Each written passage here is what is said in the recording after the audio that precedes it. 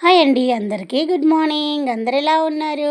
మాదైతే ఇదేంటనుకుంటున్నారా, గోంగూర పచ్చడికి ప్రిపేర్ అండి. గోంగూర పచ్చడిలో నేనైతే కొన్ని నువ్వులు, ఎండుమిరపకాయ వేసాను, మళ్ళీ కొన్ని పల్లీలు కూడా వేసాను. అవైతే కొంచెం నూనెలో వేపుకున్న తర్వాత ఆ పొడి అయితే చాలా సూపర్గా ఉందండి. ఆ పొడి కూడా కొంచెం పక్కన చూడండి ఎంత బాగుందో. అది కూడా ఒక్క నెయ్యి చుక్క వేసుకొని వేడి వేడి అన్నంలో తింటే ఆవకాయ కంటే మించి ఉంది. నేను తిని చూసానైతే. మీరు కూడా ఈ పొడి ఇలా ఎలా చేశారంటే చూడండి. పల్లీలు, నువ్వులు, ఎండుమిర్చీలు నూనెలో వేంపి మిక్సీ అయితే చేశాను. గోంగూర అయితే ఉడుకుతుంది. కొంచెం అది నీరింకే వరకు ఉడకపెట్టాలండి. నేను అయితే ఆయిల్ వేయలేదు, ఓన్లీ వాటర్లోనే. మళ్ళీ ఇదేంటి రోటీ పచ్చడి అండి, రోట్లో దంచుతున్నాను. గోంగూర ఎప్పుడైనా కానీ రోట్లో దంచితే బాగుంటుంది కదా, అందుకే నేనైతే రోట్లో దంచాను.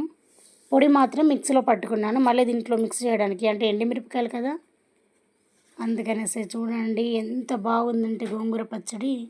మీరు ఎలా చేసుకుంటారో కామెంట్ బాక్స్లో కామెంట్ చేయండి. నేనైతే ఇలా చేసుకున్నాను. చూడండి ఎంత యమ్మీ యమ్మీగా కనబడుతుందో. అందరు ఏం చేస్తున్నారు? అందరు ఏం చేసుకున్నారు? గోంగూర పచ్చడి బాగుందనుకోండి ఒక కామెంట్ చేయండి, లైక్ చేయండి, షేర్ చేయండి, నా ఛానల్కి సపోర్ట్ చేయండి. గోంగూర పచ్చడి అయితే రెడీ అయిపోయింది. ఎంతమందికి ఇష్టమండి గోంగూర? మాకైతే కూర చేసుకోకుండా దీంతో ఒక్కదాంతో కంప్లీట్ చేసామండి డిన్నర్. ఓకేనా?